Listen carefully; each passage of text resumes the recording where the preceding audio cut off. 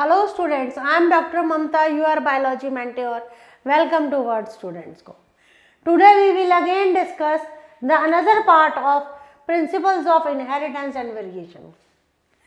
Today I am going to discuss with you a very important part.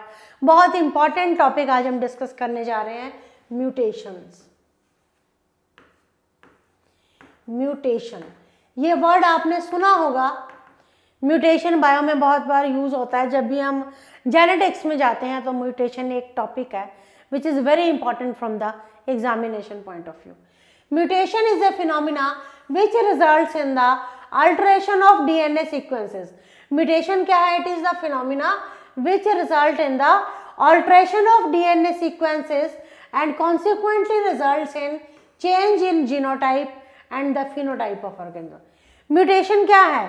Mutation is a phenomena which results in alteration of DNA sequences.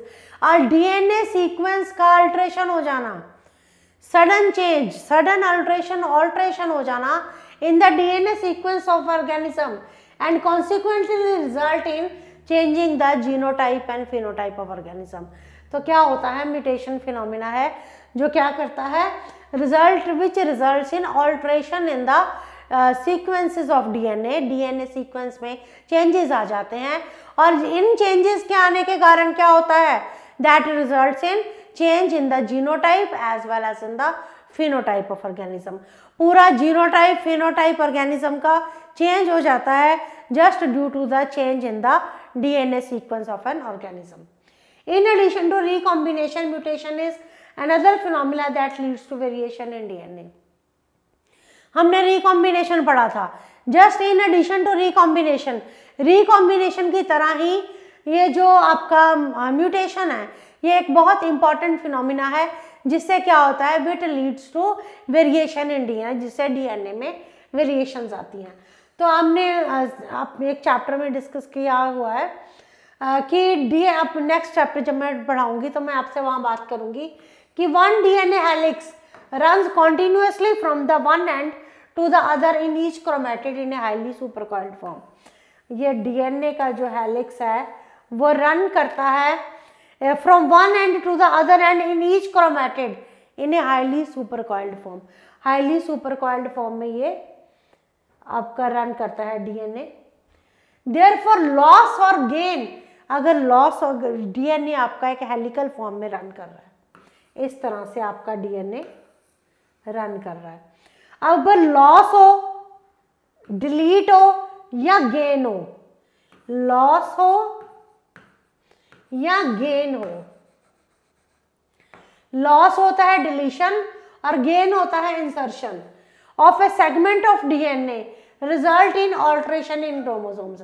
अगर तो loss of DNA segment हो रहा है तो that या gain हो रहा है डीएनए सेगमेंट का, that results in the alteration in chromosomes. Genes हम क्या हमने पढ़ा था कि genes are located on the chromosomes. ठीक है, ऑल्ट्रेशन इन द क्रोमोसोम्स, मैंने कहा कि genes are located on the chromosome. अगर क्रोमोसोम में कोई चेंज आता है, इंसर्शन होता है या डिलीशन होता है, that will lead to change in the gene sequence और इसे मैं कह सकती हूँ जीन एबिरेशंस. और अगर क्रोमोसोमल एबिरेशंस हैं, क्रोमोसोम की जो एबिरेशंस हैं, चेंजेस जो आ जाते हैं, they are seen in the cancer patients. ये बड़ी इंपॉर्टेंट टॉपिक है, बेस है ये. In addition to the above, mutation also arise due to a change in the single base pair of DNA. देखो जी, यहाँ तो डीएनए का सीक्वेंस ही change हो जाए, क्रोमोसोमल में चेंजेस आ जाएं ड्यू टू द डिलीशन और the insertion of any segment, उसे तो कहते हैं क्रोमोसोमल एबिरेशंस. दूसरा है हमारा म्यूटेशन. म्यूटेशन में क्या होता है? म्यूटेशंस और कैसे अराइज होती हैं? या फिर पेयर ऑफ डीएनए बेस, जो डीएनए बेस पेयर्स का बना होता है, adenine, guanine, cytosine and thymine का, अगर उन बेस पेयर्स में चेंज आ जाए तब भी म्यूटेशन आती है. तो म्यूटेशन दो तरह से होती हैं. अगर क्रोमोसोमल एबिरेशन हो जाए, क्रोमोसोमल चेंजेस आ जाते हैं तो डीएनए का, क्योंकि डीएनए जो है जीन्स में, जो जीन्स हैं वो किसके ऊपर होते हैं, क्रोमोसोम्स के ऊपर। तो जीन्स जो क्रोमोसोम्स के ऊपर होते हैं वो जीन्स में अगर चेंज आ जाए, ठीक है, तो उसे कहते हैं जीन सीक्वेंस में चेंज आ जाए तो उसे कहते हैं जीन एबिरेशन। क्रोमोसोम्स में चेंजेस आ जाए, क्रोमोसोमल एबिरेशंस। और इन एडिशन टू अदर, अगर डीएनए के बेस पेयर में चेंज आ जाए तो that also leads to mutations. इसे कहते हैं पॉइंट म्यूटेशन। आपको याद रखना होगा पॉइंट म्यूटेशंस क्या होती हैं। पॉइंट म्यूटेशंस होती हैं जब डीएनए के बेस पेयर्स में चेंज आ जाता है। क्लासिकल एग्जामिनेशन इसका क्या है, सिकल सेल एनीमिया। एग्जाम्पल याद रखना है कि जो म्यूटेशंस का एग्जाम्पल क्या है, sickle cell anaemia. Deletion and insertion of base pairs of DNA, जो डिलीशन होती है या इंसर्शन होती है बेस पेयर ऑफ डीएनए की, वो क्या करती है, that causes frame shift mutations.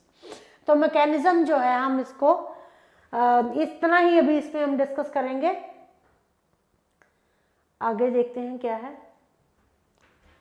There are many chemicals and physical factors. तो मैंने आपसे जीन से बता दिया कि पॉइंट म्यूटेशंस क्या होती हैं, जब बेस पेयर ऑफ डीएनए में चेंजेस आ जाएं उसे कहते हैं पॉइंट म्यूटेशंस। पर जीन एबिरेशंस बता दी, क्रोमोसोमल एबिरेशंस मैंने बता दी। तो अब मुझे बताना है कि बहुत सारे फिजिकल और केमिकल्स हैं विच इंड्यूस दीज म्यूटेशंस। तो इनको हम क्या कहते हैं, म्यूटाजेंस। बड़ी इंपॉर्टेंट बात है, व्हाट आर म्यूटाजेंस। म्यूटाजेंस क्या होते हैं, फिजिकल और केमिकल। बहुत सारे फिजिकल और केमिकल्स होते हैं, केमिकल फैक्टर्स होते हैं दैट इंड्यूस म्यूटेशंस। बहुत सारे फिजिकल और केमिकल फैक्टर्स होते हैं जो म्यूटेशंस कॉज करते हैं, उन्हें कहते हैं म्यूटाजेंस। यूवी रेडिएशंस, जो यूवी रेडिएशंस हैं वो भी एक तरह का, वो यूवी रेडिएशंस जो हैं वो भी म्यूटेशंस कॉज करती हैं and they are one of the type of mutagen. ठीक है, तो यूवी रेडिएशन से भी क्या होता है, म्यूटेशंस आ जाती हैं, तो that is one of the example of mutagen. ये आपका मेल है, ये फीमेल है, ये अफेक्टेड इंडिविजुअल है, इनकी मेटिंग हुई, ऑफस्प्रिंग आया। अब चलिए आगे इसमें डिस्कस कर लेते हैं। Pedigree analysis. पेडिग्री एनालिसिस क्या है, the idea that genetic disorders, जो जेनेटिक डिसऑर्डर्स है they are inherited that has been prevailed in the human society. तो जो जेनेटिक डिसऑर्डर्स हैं वो हेरिडिटरी हैं। तो ये सब बताया हमारी ह्यूमन सोसाइटी में, ये एक नोशन है कि जो जेनेटिक डिसऑर्डर्स हैं वो इनहेरिटेड है। This was based on the heritability of the certain character. तो ये किसके ऊपर, हमारे क्या आइडिया क्या है कि जो हमारे ये जो हैं डिसऑर्डर्स हैं, दे हैव बीन, डिसऑर्डर्स जो हैं वो क्या है, on the heritability of the characters. Heritability of the characters के ऊपर डिपेंड करते हैं। तो after the rediscovery of Mendel work, the practice of analysing inheritance pattern, and जब रीडिस्कवरी हुई मेंडल के वर्क की तो एनालिसिस होना स्टार्ट हुआ किसका, इनहेरिटेंस पैटर्न का। Analysis of the inheritance pattern of traits in human beings began after the rediscovery of Mendel work.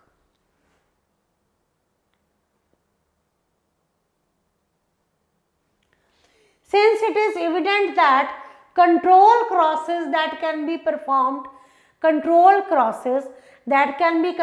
in pea plant or some other organism are not possible in case of human beings. तो जो उसने control crosses किए, control crosses means under controlled conditions, जो उसने P plant में किए या दूसरे ऑर्गेनिजम्स पे किए, that was not possible in the human beings. Study of the family history about inheritance of a particular trait provide an alternative.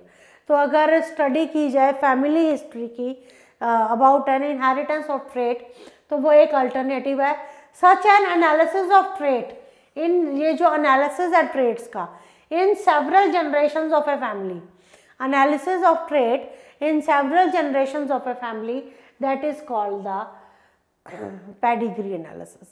Pedigree analysis क्या होता है, analysis of traits in several generations of family, जो analysis होता है traits का in several generations of family is called pedigree analysis. In the pedigree analysis, the inheritance of a particular trait is in pedigree analysis में क्या होता है, inheritance of particular trait is represented in the family tree over generations. तो हम analysis करते हैं, pedigree analysis क्या है, हम एनालिसिस करते हैं इनहेरिटेंस ऑफ ट्रेट, एक इनहेरिटेंस ट्रेट का, और ये कैसे किस में रिप्रेजेंट किया गया है, it is represented in a family tree over generations. Humans में क्या होता है, pedigree study provides a strong tool which is utilized to trace the inheritance of a specific trait. Human genetics में क्या किया गया है, ह्यूमन जेनेटिक्स में पेडिग्री स्टडी एक स्ट्रॉन्ग टूल है जो यूज़ किया जाता है to trace the inheritance of a specific trait, abnormality और डिजीज. तो जो हम कहते हैं ना डिसऑर्डर्स हैं, जेनेटिक डिसऑर्डर्स हैं, ये किसके ऊपर बेस्ड हैं, ये बेस्ड है पेडिग्री एनालिसिस पे. पेडिग्री एनालिसिस में हम क्या करते हैं, एनालिसिस करते हैं इनहेरिटेंस ऑफ ट्रेट का, कि कौन सा ट्रेट इनहेरिटेड हुआ, inheritance of a particular trait. तो ये क्या प्रोवाइड करता है, स्ट्रॉन्ग टूल प्रोवाइड करता है in the inheritance of a particular trait और एबनॉर्मेलिटी या डिजीज. इंपॉर्टेंट स्टैंडर्ड्स जो सिम्टम्स यूज होते हैं इन द पेडिग्री एनालिसिस, ये कुछ सिम्टम्स हैं which are used in the pedigree analysis. Pedigree analysis में हम क्या करते हैं, इनहेरिटेंस एनालिसिस करते हैं of the inheritance of a single trait over generations, कि कैसे वो सिंगल करेक्ट ट्रेट जो है वो इनहेरिटेड हो रहा है over generations. That we study in the analysis, that we analyse in the pedigree analysis.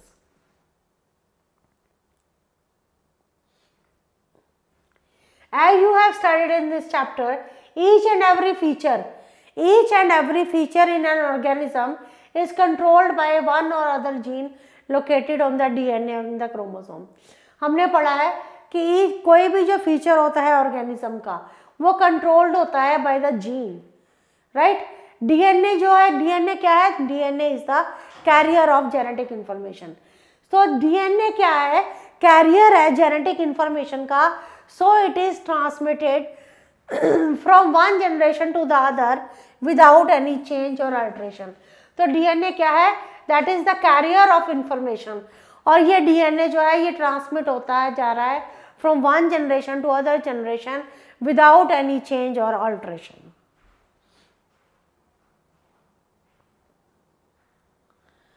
However, changes or alterations do not take. अब ये नहीं है कि ये changes और ऑल्ट्रेशन ओकेजनली आ जाते हैं.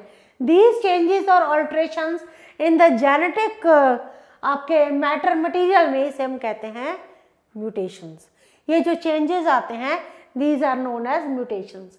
And number of disorders in the human beings have, जो जेनेटिक डिसऑर्डर्स हम इस चैप्टर में पढ़ेंगे, ये जेनेटिक डिसऑर्डर्स किसके साथ एसोसिएटेड है, these are associated with the inheritance of a single trait over many generations. So in this I have discussed with you pedigree analysis, और बहुत सारी मैंने आपके साथ इसमें टर्म्स डिस्कस की हैं. इस चैप्टर को पढ़ो, कॉपी में नोट करो, लर्न करो. कोई दिक्कत आती है पूछो, आप कमेंट करके आपको मैं रिवर्ट बैक करूँगी. सो पढ़ते रहो, लर्न करो and keep in touch. Thank you.